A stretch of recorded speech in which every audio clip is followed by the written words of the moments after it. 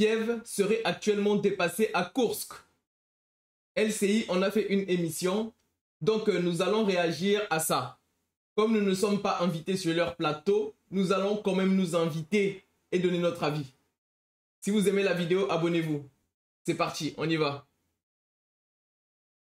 11 à présent dans le 6-9 ce matin, direction l'Ukraine, et donc cette attaque de grande ampleur.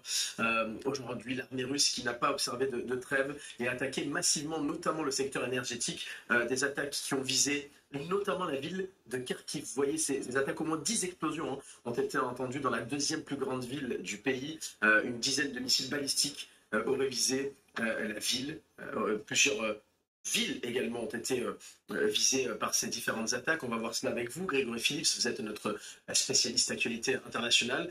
On voit une carte de l'Ukraine juste derrière vous, et donc plusieurs secteurs ont été visés par l'armée russe. Oui, en fait, ce matin, c'est toute la carte de l'Ukraine qui était en rouge avec cette alerte aux missiles, des missiles qui ont été tirés par la Russie. Ah oui, regardez la carte. Genre vraiment, waouh, vraiment, ouais, vraiment, tout a été touché là.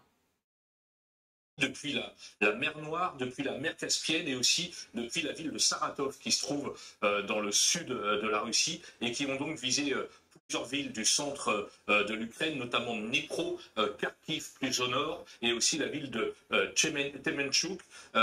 C'est une attaque qui intervient le 25 décembre. Évidemment, le symbole est important, d'autant plus que, vous le savez, les Ukrainiens fêtaient Noël le 7 janvier en suivant le calendrier russe. Et depuis cette année, eh bien, le pouvoir à la fois religieux et politique de Kiev a décidé de bouger cette date au 25 décembre. C'est sans doute aussi pour cette raison que Moscou a frappé aujourd'hui. On rejoint les envoyés spéciaux sur place, Thomas Misraki avec Arthur Grelet, envoyé spéciaux d'LCI. Thomas, l'alerte a été levée il y a quelques minutes. Oui, il y a moins d'une heure environ, cette alerte, elle était générale, comme vient de le dire Grégory Phillips.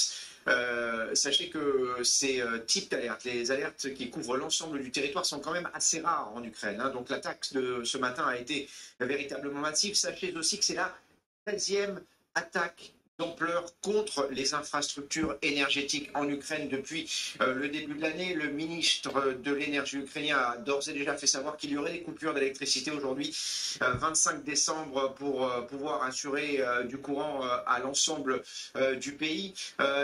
Ah, ça c'est dur ça, parce qu'on est en plein hiver, coupure d'électricité, froid, tout ça et tout. Non, j'avoue, c'est dur. Mais par contre, j'ai pas compris leur histoire avec le 25 décembre. Parce que du coup, quand ils font la guerre là, il y a... Les textes internationaux prévoient que le 25 décembre, c'est calme, il ne se passe rien, c'est un jour de trêve. Je n'ai connaissance d'aucun texte qui prévoit cela. La guerre, c'est la guerre. Je suppose, non? Qu'est-ce que vous en pensez?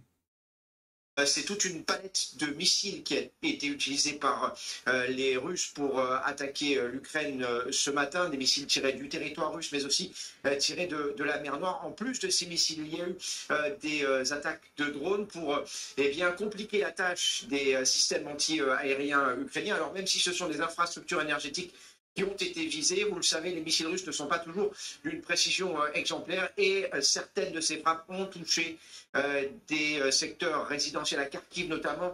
La mairie fait état de 6 blessés, mais il y a d'autres blessés. Au total, une dizaine de régions en Ukraine ont été touchées par cette attaque massive ce matin. Quant aux Russes, eux, affirment que les Ukrainiens ont tiré 59 drones vers la Russie pendant la nuit. Thomas Misraki, vous restez avec nous. Donc du coup, si l'Ukraine a tiré des drones pendant la nuit et que les Russes ont tiré le matin, n'est-ce pas une réponse juste à l'attaque ukrainienne de la nuit? Non? Je sais pas, c'est bizarre qu'en tant que journaliste, vous n'exploriez pas cette piste-là. Parce que vous dites que les Russes ont tiré le matin, mais que les Ukrainiens auraient tiré la nuit. Donc ils répondent du coup non. Qu'est-ce que vous en pensez? Dites-moi dans les commentaires. On revient vers vous dans un instant. 6 blessés, une dizaine de régions visées, des foyers également touchés, privés d'électricité. Pourquoi, stratégiquement, c'est important pour les Russes de toucher le secteur énergétique de l'Ukraine? C'est toujours la même stratégie, c'est affaiblir au maximum le pays, et notamment en visant ses infrastructures énergétiques. On est en plein hiver en Ukraine, ça veut dire des coupures d'électricité, plus de lumière. Vous imaginez, pour le moral de la population, il y a d'abord les frappes qui parfois tombent sur des immeubles résidentiels, et là évidemment c'est un traumatisme total pour la population ukrainienne. Et puis pour ceux qui ne sont pas touchés directement, eh bien vous avez le froid, le noir qui s'installe encore une fois en plein hiver. Donc ça atteint directement les capacités du pays, mais aussi le moral de cette population. On est bientôt à 3 ans de guerre. 3 ans de guerre pour les Ukrainiens qui quasi... Bah, 3 ans de guerre, vous le dites, mais c'est bizarre, vous ne mentionnez jamais que dès le début, dès la première semaine, la Russie et l'Ukraine avaient trouvé un terrain d'entente et étaient en train de signer des accords. C'est M. Boris Johnson qui a fait reculer l'Ukraine et qui a poussé l'Ukraine à ne pas accepter ces accords et à s'enfoncer dans la guerre. Donc 3 ans de guerre, mais pas à cause de la Russie, à cause de la Grande-Bretagne et de tous ceux qui poussent l'Ukraine à attaquer la Russie. Vous ne le mentionnez jamais. C'est bizarre que vous ne parlez jamais du fait que au début de la guerre, il y avait un accord qui était en cours de signature. Qu'est-ce que vous en pensez? Quotidiennement voient ces missiles ou ces drones s'abattre sur eux. Donc la stratégie est... Bah oui, quotidiennement, mais c'est ça la guerre. Vous voulez la guerre. Nous, on est là ici, on ne dit pas de guerre. Faut pas que les Ukrainiens meurent et tout. Vous voulez la guerre. Mais vous plaignez pas après, c'est ça la guerre.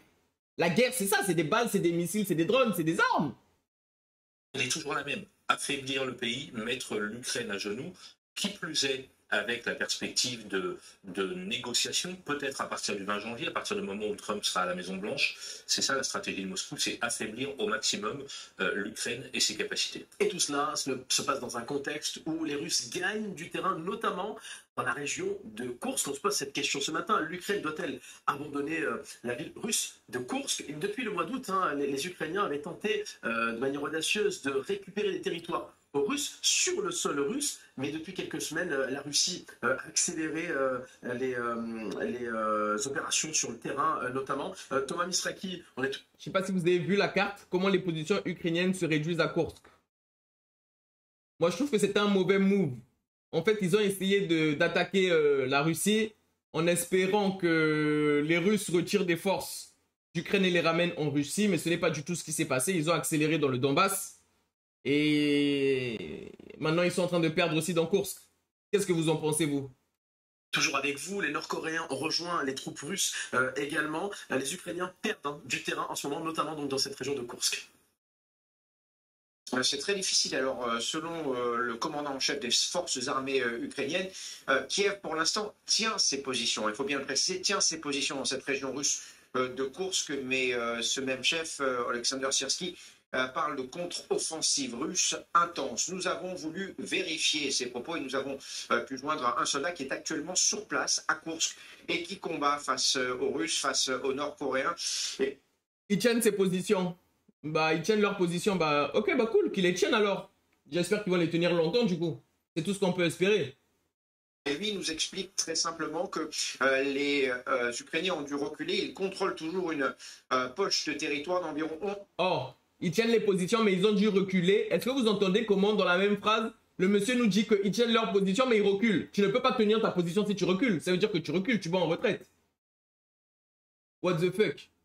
Km de profondeur sur 13 km de large, ce qui veut dire très simplement que l'ensemble des forces ukrainiennes dans la région de Kursk sont à portée de l'artillerie russe, mais aussi et surtout à portée des drones russes qui causent beaucoup de dégâts. Vous savez que les Ukrainiens dans cette région, c'est de l'infanterie essentiellement, et qu'ils sont organisés par petits groupes. Alors il y a l'artillerie, il y a les drones, mais ce n'est pas le seul problème des Ukrainiens dans cette région de Kursk. Écoutez. Il y a 3 ou 4 soldats ukrainiens par position. En face, ils subissent les assauts de 40 à 50 Nord-Coréens. Ah, Nord-Coréens. Donc du 3 contre 50, ouais, c'est pas aisé ça. Hein. Ma question c'est du coup, si vous êtes chef de guerre, que votre armée se bat à 3 contre 50, vous faites quoi? Vous laissez votre armée à 3 contre 50 ou vous pensez à vous réorganiser, abandonner certaines positions pour vous renforcer sur d'autres positions? Qu'est-ce que vous en pensez? Dites-le moi en commentaire. Généralement, ça fonctionne par vague de 2 ou 3. Même si tu en repousses une ou deux, tu ne résistes pas longtemps. Ils prennent tout de suite ta position. Elle n'existe plus. Ah bah donc du coup vous dites qu'ils tiennent les positions, mais maintenant vous dites qu'ils prennent les positions. Il n'est pas cohérent votre discours là. Qu'est-ce que vous en pensez? On laisse les corps des nôtres sur place. Personne ne va les chercher. On remercie nos envoyés spéciaux sur place, Thomas Misraki, Arthur Grelet, merci à vous deux. On reste avec vous, Grégory Phillips, notamment sur l'armée nord-coréenne qui a donc rejoint les rangs russes. Alors, l'armée et les autorités sud-coréennes parlent... Bah, ce serait bien du coup qu'il y ait des images du coup des Nord-Coréens en train de se battre à la Russie. J'avais entendu dire qu'ils étaient sûrement côté logistique, mais qui n'avaient pas été intégrés dans l'armée parce que déjà ils ne parlent pas la même langue.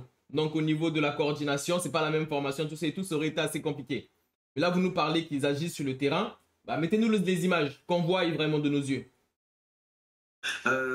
Sur le bilan des pertes et des blessés, de 1100 hommes blessés ou morts sur le terrain. Volodymyr Zelensky, lui, parle de 3000 morts ou blessés. Bon, on ne sait pas encore évidemment quel est le chiffre exact. Ce qui est sûr, c'est que le Kremlin, la Corée du Nord, n'ont jamais officiellement communiqué sur l'arrivée des troupes nord-coréennes sur le territoire russe, et notamment ukrainien aussi. Oui, ce qui est certain aussi, c'est qu'il y a un nombre important de Nord-Coréens qui combattent en ce moment dans cette oblast de Koursk, avec des pertes variables selon la source que vous citez. Mais ce que décrit ce soldat que Thomas et Arthur ont pu interroger, c'est effectivement, pardonnez-moi l'expression, mais de la chair humaine envoyée face aux troupes ukrainiennes, avec des soldats nord-coréens qui tombent par dizaines, par centaines, et c'est le prix à payer par Poutine pour essayer de récupérer.